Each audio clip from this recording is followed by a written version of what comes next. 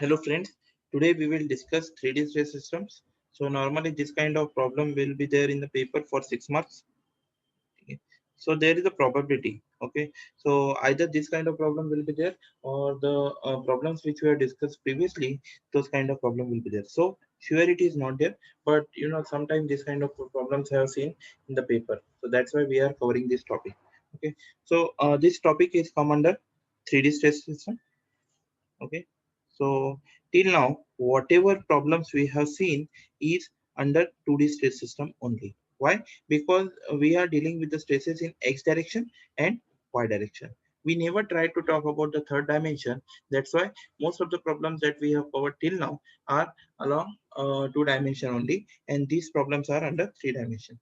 Now quickly revise the formulas that we have to deal with. Now we already know what is volumetric strain. Okay, so volumetric strain is nothing but a ratio of the change in volume to the original volume.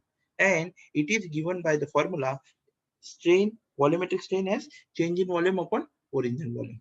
Now, if we try to calculate this volumetric strain for a steel bar or for a rectangular section, what will be the its dimension or what will be the formula that we will try to see. Now we know one thing, that the total volume of a bar is length into width into depth. Now if we differentiate it, we will get this second equation. And if we divide the second equation by first equation, we will get change in volume upon original volume equal to change in length upon original length plus change in width upon original width plus change in depth upon original depth. Now, if we say that the x direction is along longitudinal direction, y direction is this is your y direction and this is your z direction. So what will happen? The change in length upon original length is nothing but a strain in x direction. Okay, and what about change in width upon original width? It is the change in the y direction. Is it okay? It is the change in width upon original width is nothing but a change in the, or it is the strain in the y direction. Similarly, change in depth upon original depth is nothing but the change or nothing but a strain in the z direction. And change in volume upon original volume, we have already seen, it is nothing but a change in or volumetric strain. Now for a rectangular cross section or a bar, what we can say, volumetric strain will be nothing but total strain in x direction plus total strain in y direction plus total strain in z direction. Similarly, for a circular cross section, if we try to find out the volume and then by differentiating it, if we try to apply the same procedure, we will get a volumetric strain for a circular cross section will be equal to 2 times strain in diameter or strain in the circular cross section plus strain in longitudinal direction. Is it okay? So these two formulas you have to learn. Okay, and these formulas will be useful for our further problems. Now let's go ahead and try to see how these things play a vital role in 3D stress system. Okay, now let's say along the x direction, some force f of x is given to us. Now we know the cross section area on which it is applied. So let's say this is the cross section area on which this force is applied. Okay. So cross section area, let's take this cross section area as A of x. Now we know one thing, force of f of x upon A of x, we will get the stress value along the longitudinal direction. Let's say sigma x is of tensile nature.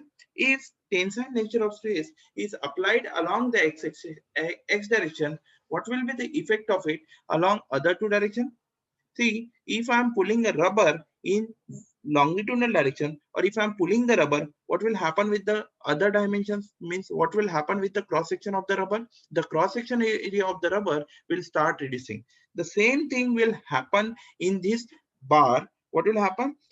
If I am pulling it or if I am applying a tensile load in the x direction, so other two direction will feel compression or other two direction will get compressed. Now we know one thing, how to calculate the strain in x direction. See, sigma x is the stress in x direction. So sigma x upon the Young modulus, we can calculate the strain in x direction. Okay, is it okay? Now I have prepared this small table for this a single load of sigma x. Please try to understand this table. This table is very important for us. Now if I'm applying a if I'm applying a tensile load in the x direction, effect of it in terms of strain in x direction will be sigma x by E. What will be the, see, these values are in terms of strain only. Okay, sigma x by E is the strain in x direction. As soon as I can calculate the strain in x direction, what will be the strain in y direction? To calculate the strain in y direction, I will take a use of Poisson's ratio. Now, Poisson's ratio is nothing but mu equal to minus lateral strain upon longitudinal strain. Okay, so whenever there will be a longitudinal strain, so reverse of it will be in lateral strain. That's why minus sign is there. Okay, so now in this case, the longitudinal stress is sigma x by E. So if I substitute the denominator as sigma x by E into mu, I will get the lateral strain value. So this is nothing but the lateral strain.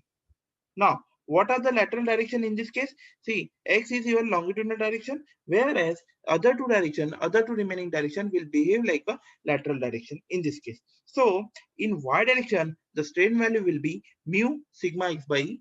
In z direction as well, the strain will be minus mu sigma x by E. Okay, and this minus sign indicates that whenever there will be tension in the x direction, there will be a compression in y and z direction.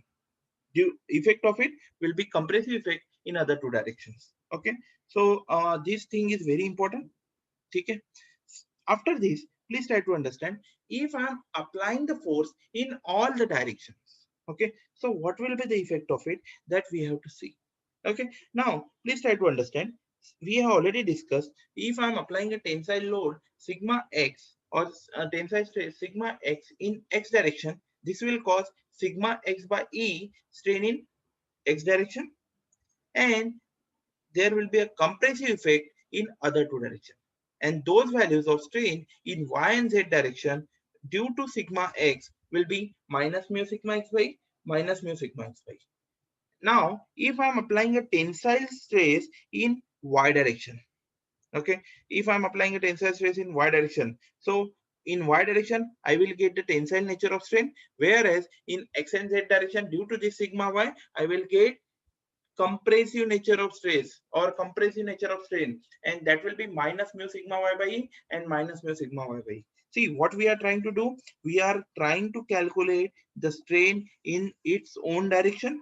As soon as we have calculated the strain in its own direction, now we are trying to calculate the effect of it in other two direction. देखो यहाँ पे sigma x apply किया है, due to application of sigma x in x direction, there will be tensile nature of stress in x direction, whereas compressive nature of strain in other two directions. So effect of the stress which is there in x direction, that we are trying to calculate. Okay, similarly for sigma y which is applied in y direction, there will be sigma y by E, which is nothing but tensile strain in y direction, and where due to this tensile strain in y direction, there will be compressive nature of strain in other two direction, and its magnitude is given by minus mu sigma y by E. And same thing will happen with the strain due to sigma z. Now all these stresses sigma x, sigma y, and sigma z are of tensile nature. Instead of tensile nature, if they are, you know, if they are of compressive nature, what will happen? Let's say sigma y is of compressive nature. If sigma y is of compressive, sorry, sigma z is of compressive nature, the strain in z direction will be sigma z by E. That too of compressive nature, so minus sign will be there.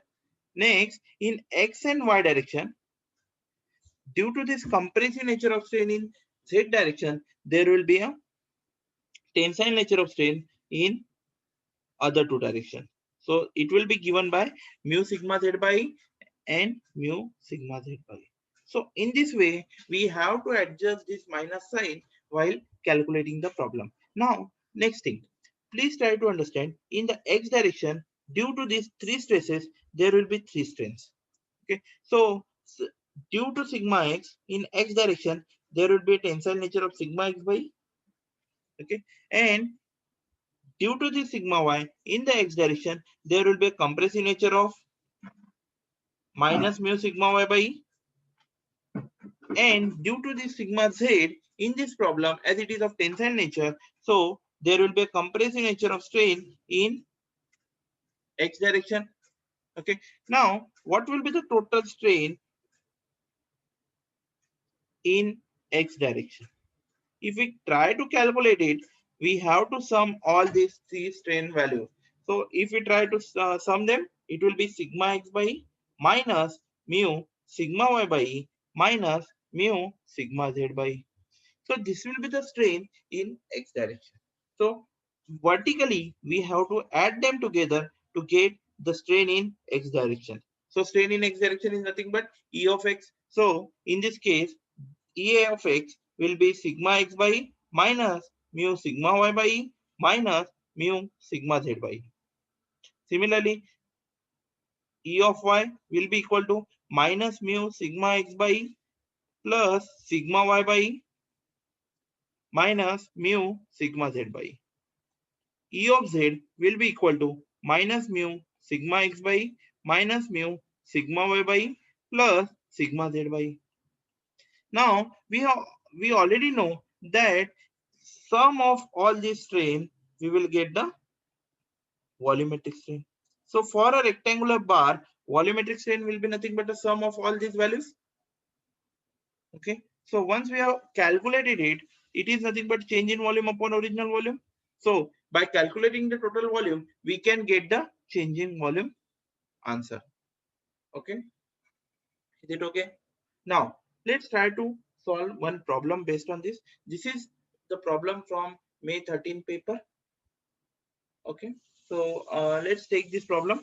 Now a 120 mm long bar has a rectangular cross section 20 mm into 40 mm. Okay, so there is some mistake. So it should be 40 mm into 40 mm. So I will change it to 40 mm into 40 mm. So this is the bar of rectangular cross section.